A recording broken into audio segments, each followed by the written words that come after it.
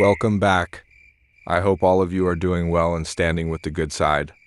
I'm doing well too, and I am also standing with the good side. Let me begin today's episode with a question. How will today's episode be? I will answer just the way you already know. Many of you have asked whether we can bring back that old pre-COVID studio format where people would come and share their stories in person. We will try. Actually, the whole world changed after COVID. Now, people prefer doing everything from home. Still, I will try to give you one studio episode every week. Today is one such studio episode, and many people are present in the studio today. You will hear all of their stories. And just like before, I want to start with one story of my own. After that, I will bring in the guests one by one, and they will talk to you. Let's begin. I am reading exactly as it is written. Oh, and before I start reading, I want to say one small thing. Next year on February 14th, when we celebrate our 6th birthday, we want to celebrate reaching 2 million subscribers along with it.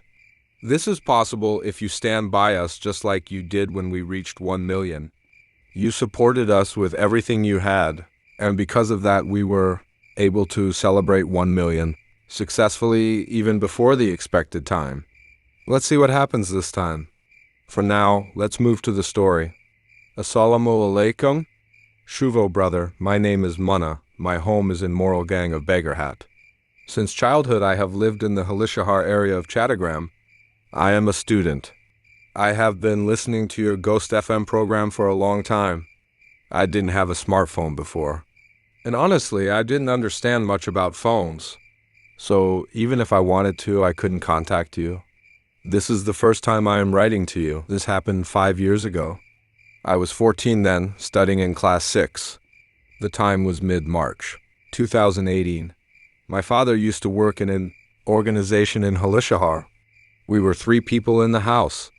Me, my father, and my grandfather. Because my mother had passed away, there were no women in our home. So all household work, cooking, cleaning, everything had to be done by us. Me and my father. My grandfather was very old. He couldn't get up from bed. If he wanted to go out, we had to take him. He had a cane in his hand. It's important to mention that my grandfather didn't have any mental stability. Like every day, my father left for work. And at home, it was just me and my grandfather. Another thing, my grandfather used to smoke. He was an old-fashioned man. He used to smoke bidi. That night around 11, his bidi pack became empty. He desperately tried to get up to smoke. He told me to go get a pack of bidi. I said I can't go outside now. It's late. But he wasn't listening. He didn't say much, but I could see from his face that he was angry. After trying to convince him many times, I still didn't go. Eventually, without smoking, he got tired of showing anger and lay down. Later, I woke up. It was around 3 or 3:30 at night. I looked beside the bed and froze. My grandfather wasn't there. I panicked. Where did he go so late? He couldn't even walk properly. He needed the cane. So where did he go? I stepped outside to look. Our building was 5 stories and we lived on the 4th floor. First I went to the roof. No sound, no sign of him. Then I came down to the 4th floor again, right in front of our home. I thought maybe he went downstairs since he wanted to smoke. Maybe he went somewhere below. Without wasting time, I started going down the stairs. I searched the 3rd floor, then the 2nd, then the ground floor. Nowhere. It was strange. He wasn't anywhere. I returned home again.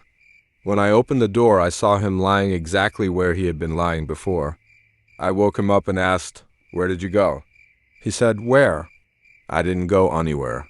I was shocked. Was he joking with me? I tried to get the truth out of him. But let me say this, my grandfather was a very bad-tempered man. During the argument, he got angry and hit me.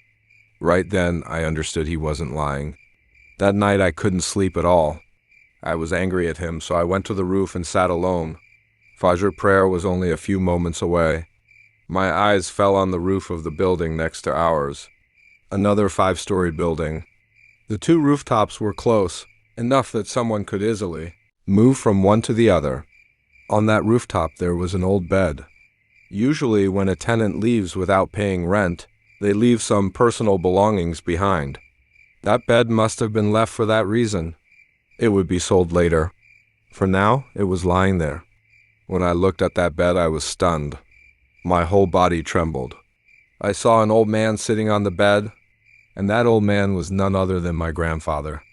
I didn't waste a second. I stood up and ran downstairs. All the way down.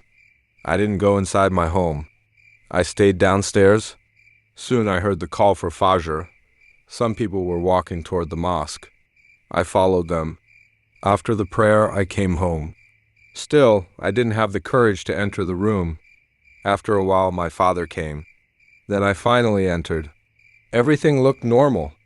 After that, I didn't feel anything unusual again. I tried many times to tell my father and make him understand, but he never took it seriously. Today I am sharing it. It has been 3 years since my grandfather passed away, but I still cannot forget that incident. I often see my grandfather in dreams.